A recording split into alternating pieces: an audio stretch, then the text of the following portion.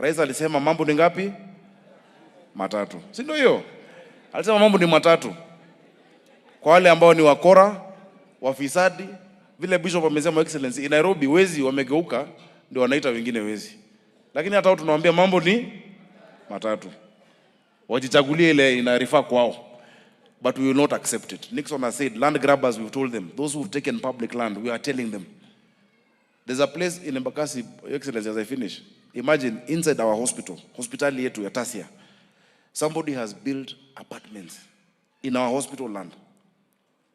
What we've agreed to do, we fenced it, and we've told him, thank you for your kind donation of wards.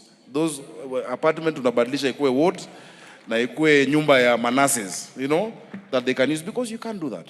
Another one is claiming land in between the incinerator and the administration block. If we keep doing that, Nairobi will go to the dogs. We can't allow that kind of anarchy. So, Excellency, on that fight against graft, we're behind you, that we must do the right thing as leaders.